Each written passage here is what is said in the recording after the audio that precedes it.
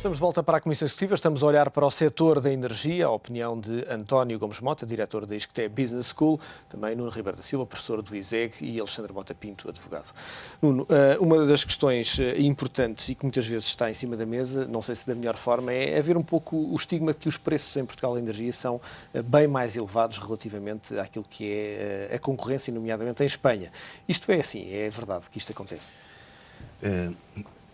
Em termos do preço pago por nós, nas nossas casas ou nas empresas, em algumas situações acontece isso. Mas acontece essencialmente por causa da carga fiscal que incide sobre os produtos finais de energia, eletricidade agora com o aumento do IVA de 6% para 23%, gás natural com o aumento do IVA de 6% para 23%, incidência do imposto sobre produtos petrolíferos, que é praticamente 2/3 do que pagamos no litro de gasolina, no litro de gasóleo, também o imposto que incide sobre o butano, sobre o propano. Ou seja, quando nós comparamos o que são, digamos que os custos industriais do gás, da eletricidade, dos refinados saídos das refinarias de Sines ou de Lessa da Palmeira, estamos perfeitamente na banda da média dos preços europeus. Acontece que o Estado português, por razões conhecidas, tem vindo a, faço a expressão, espremer esta galinha. E espremer esta galinha significa ter uma carga fiscal muito pesada sobre estes produtos finais de energia que lhe proporcionam, aliás, hoje, a terceira fonte de receita em termos de impostos. E, nesse sentido, de facto, acabamos, em algumas situações, por pagar mais. Depois, há aqui uma outra questão, nomeadamente nos derivados do petróleo, portanto, tipicamente a gasolina e o gasóleo, que é termos os olhos para o nosso vizinho, aqui para a Espanha. E aí o contraste é maior porque a Espanha tem uma fiscalidade sobre os produtos petrolíferos que é inferior à média europeia. Nós estamos a um nível superior à média europeia, bastante superior no caso da fiscalidade que incide sobre a gasolina e o gasóleo.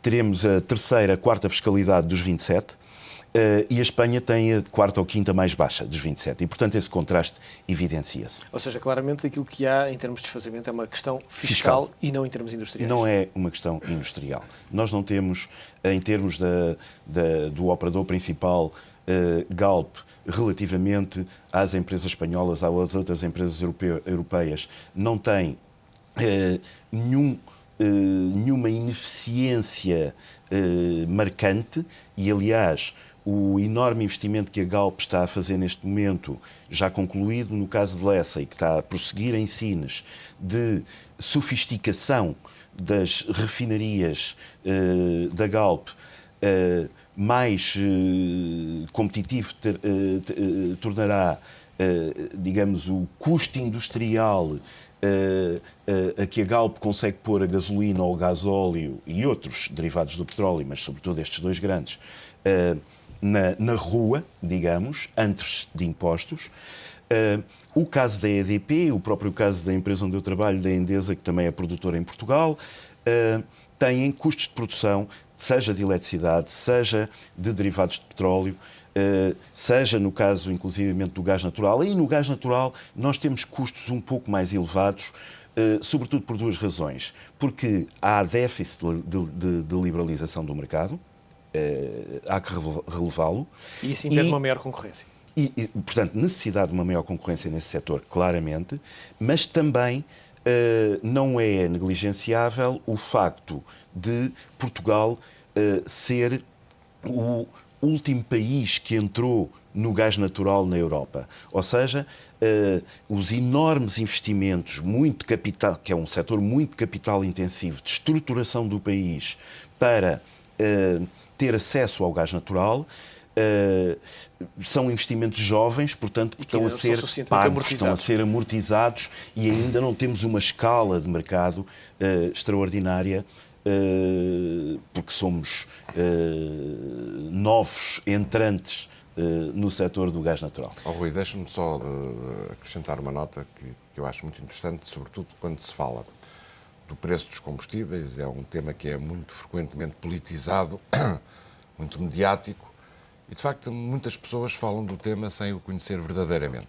Eu dou sempre uma sugestão, que é irem ao site da nossa Autoridade da Concorrência, que fez por acaso um estudo muito, muito cuidadoso, muito bem elaborado, sobre as margens e sobre os preços que se praticam em Portugal versus os restantes países da Europa, em que fica muito claro isto que o Nuno acabou de dizer, ou seja, do ponto de vista da produção e do ponto de vista da comercialização, trabalhamos com preços de facto absolutamente normais. Pode haver um pequeno desvio num determinado tipo de produto ou noutro.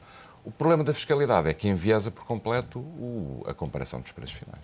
António, eu pego nesse assunto e falando aqui da questão da concorrência, que o Nuno também estava a falar, falta concorrência sobretudo no setor elétrico. Os particulares não podem fazer, eu se calhar vou fazer aqui uma comparação que é completamente errada a fazer, mas vou fazê-la talvez para percebermos um bocadinho.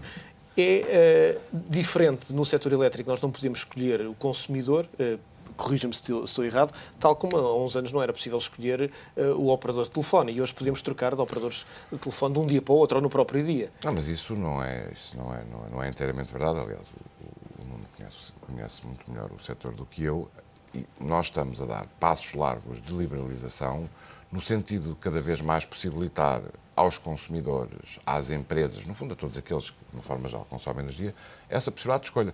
O processo que nós vimos de liberalização das comunicações, e a verdade é que é interessante sublinhar isso, não obstante esse processo de liberalização continua-se a criticar muito o setor, que está excessivamente concentrado, que o operador incumbente tem de facto um peso esmagador no setor, tal como a EDP tem também de algum modo no setor elétrico, mas a verdade é que no setor elétrico, no setor da energia, nós estamos a dar uma série de passos em que cada vez mais as pessoas têm liberdade de escolha no operador, no tipo de tarifa, nos tipos de consumos e, portanto, não é ainda, obviamente, uma situação ideal, mas se nós compararmos a situação hoje com o que acontecia há 3 ou 4 anos atrás, a evolução tem sido imensa.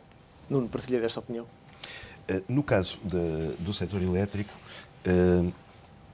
para ter uma ideia objetiva, há atualmente 48% do mercado que é livre. Portanto, não chegou ainda à metade. E depois depende dos segmentos de consumidores. Em muito alta tensão e média tensão, o que significa estarmos a olhar essencialmente para grandes consumidores industriais, caminhos de ferro, eletrointensivos, como nós dizemos, a concorrência existe com um bom dinamismo, uma boa dinâmica.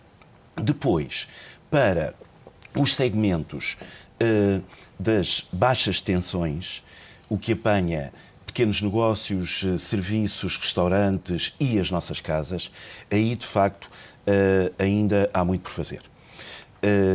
Neste momento é crítico, aliás hoje à tarde eu vou estar num conselho tarifário na entidade reguladora do setor elétrico, precisamente a discutir ainda os limites que a proposta de novas tarifas para o próximo ano tem no que respeita a cerca dos 50% do mercado que ainda estão sujeitos a um conjunto grande de constrangimentos. Ou seja, este processo de liberalização do setor elétrico, que tem sido bastante arrastado, diga-se em abono da verdade, porque desde 2004 que se fala no MIBEL, e, portanto, tem sido um processo bastante arrastado. Hoje funciona satisfatoriamente para cerca de metade do consumo nacional, sobretudo grandes consumidores, e funciona ainda de uma forma muito limitada para pequenos consumidores, essencialmente nós nas nossas casas e pequenos negócios. A própria Troika marcou alguns portos, algumas marcas importantes no calendário. Uma é o 1 de junho do próximo ano, a partir do qual todos os consumidores com potências instaladas acima de 10,35 kVA, é a pessoa ver lá o contrato, o que é que lá tem, terão de ir procurar um fornecedor que esteja no mercado e a partir do final do ano de 2012, então todos os consumidores terão de ir para o mercado. Mas no gás a concorrência é muito menor do que na eletricidade. Alexandre Mota Pinto, sendo a energia um bem muito escasso e muito caro e que obviamente desequilibra a nossa balança, parece-lhe que devia haver uma diferenciação, tarifários penalizadores para os consumidores menos eficientes, ainda mais do que existe, e haver de facto um benefício muito grande para consumidores mais eficientes?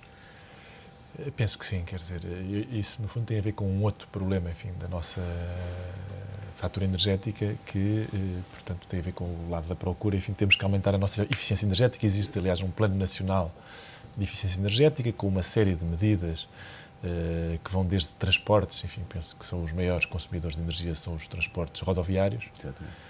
E não deixa de ser algo contraditório, enfim, que se tenha tomado uma série de medidas nessa área, mas ao mesmo tempo se tenha continuado a construir imensas estradas, porque são políticas públicas perfeitamente contraditórias nesse aspecto.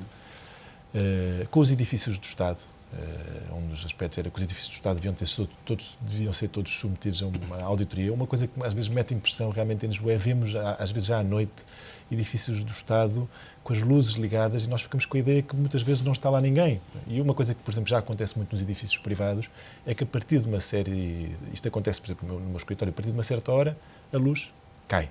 E perto, em cada andar, existe um controlador central que as pessoas podem acionar para manter a luz ligada. Nos transportes também há aqui muita coisa que se pode fazer. Enfim, isto seria certamente uma medida que geraria grande descontentamento em Lisboa, mas os chamados táxis coletivos não seria, mas eu há pouco tempo, por exemplo, aconteceu-me em Washington, cheguei à estação e realmente, a essa altura, reparei que estava num táxi com mais 2 ou 3 pessoas. Para mim foi bom que até partilhei o custo do táxi com essas pessoas, mas realmente do ponto de vista de poupança de energia também é ótimo, não é? Porque há muito que fazer aí em termos de eficiência energética. Mas eu, enfim, estamos perante 2 especialistas, portanto, nesta comissão executiva eu colocar-me mais na posição de auditor, fazer perguntas. E realmente o engenheiro Nuno Ribeiro da Silva falou dos constrangimentos que ainda existem.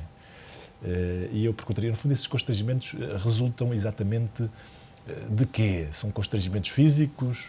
A interligação com Espanha não é suficientemente ampla e, portanto, tem a ver com o preço a que se paga a energia que é produzida? São, no fundo, as dúvidas que eu tenho, mais colocando numa perspectiva mais de consumidor e de interessado do que propriamente de especialista, que eu colocaria aqui. O Rui está quase a ser despedido, não é? É o princípio da flexibilização de funções. Exatamente. Vou ter que começar a estudar direito. Está na altura de começar a estudar direito. Esta questão que o Alexandre coloca é também complexa de responder, porque muitas vezes, e o Alexandre, que é jurista ilustre, conhece isso muito melhor do que eu, muitas vezes a lei, alguém publica num Diário da República a dizer faça-se, a partir de agora passa a ser livre a atividade não sei quê. Bom, e, muito bem, fica ao espírito de dizer a partir de agora passa a ser livre. Agora, não houve o cuidado ou a coerência de criar as condições para que, de facto, na prática, essa decisão seja implementada. Eu vou tentar dar um exemplo para ilustrar um dos principais constrangimentos a que haja um mercado livre em termos de eletricidade para os 50% que ainda não estão no mercado. Repare, por exemplo, o seguinte, eu dizer, imagino que nós éramos o Fidel de Castro e dizíamos, bom, a partir de agora os cubanos podem ir vender ovos ao mercado. E então os cubanos, coitadinhos, lá tentavam ir buscar uns pesos, que é a moeda lá de Cuba, tenho impressão, e ir ao mercado com os seus ovos. E, bom, haveria um que conseguia produzir uma dúzia de ovos a 10 pesos, outro a 7 pesos, outro a 8 pesos, outro a 14 pesos. E iam com esse horizonte, com essa referência de preço para vender a dúzia de ovos no mercado. Mas quando chegavam ao mercado tinham lá um cartaz do Fidel de Castro, talvez tivesse o Raul de Castro, o irmão, a dizer: sim, o meu irmão disse que era possível venderem ovos no mercado, mas não podem vender a mais de 5 euros. O que acontece é que todos os produtores de ovos tinham custos de produção da dúzia de ovos acima de 5 euros. Portanto, na realidade, foi uma grande frustração para eles, porque supostamente podem vender o que quiserem de ovos, mas é-lhes definido um preço máximo que está abaixo dos custos que qualquer um deles tem em produzir essa dúzia de ovos. Portanto, não vai haver mercado. Vai-se dizer, pode vender, mas ninguém vai vender porque ninguém vai perder dinheiro. Havia aquela ideia de um que ainda não tinha estudado economia e que dizia, está bem, eu perco um bocadinho em cada peça que vendo, mas como vendo muitas, bom, não funciona. E é um bocado o que acontece. Existe hoje um chamado fornecimento de último recurso que leva a que as pessoas possam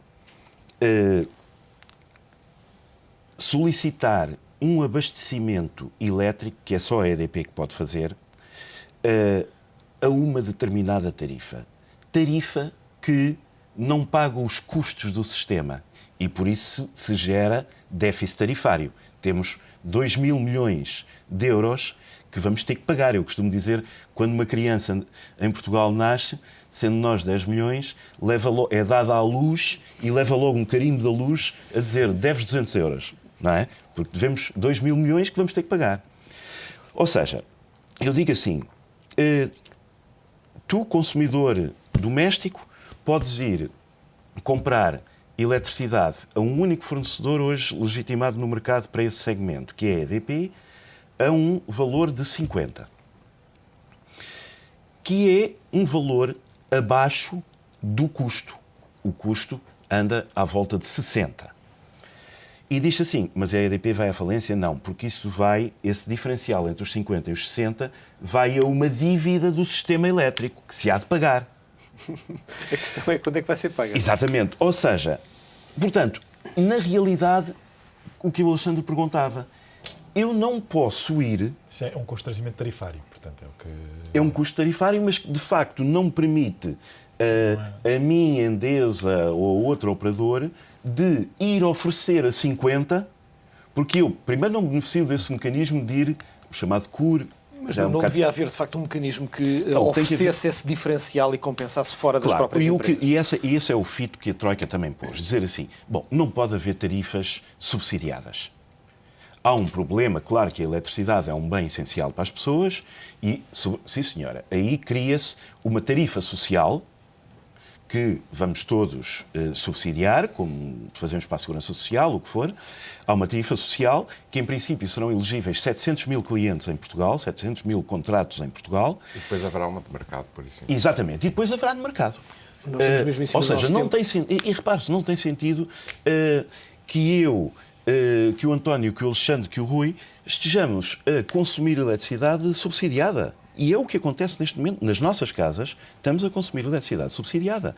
Temos que pagar o preço do mercado. É o que o Alexandre dizia. Uma das questões essenciais para um estímulo ao uso inteligente de energia, não é só de eletricidade... É pagarmos o preço correto. É pagarmos o preço correto. Temos a noção do preço, ou melhor, do custo daquilo e do valor daquilo que estamos a consumir. Sim, senhora, isto sem escamotear que... para consumos básicos, essenciais, de segurança, de elementar conforto das famílias mais carenciadas, haja uma tarifa social. Daqui a bocado corta-nos a energia no Ribeiro da Silva, Alexandre Mota Pinto, António Gomes Mota. Foi um prazer contar com a vossa presença nesta Comissão Executiva, onde falámos de energia. A Comissão Executiva regressa na próxima segunda-feira, uma vez que amanhã e na sexta-feira transmitimos em direto a discussão do Orçamento do Estado para 2012. Bom dia.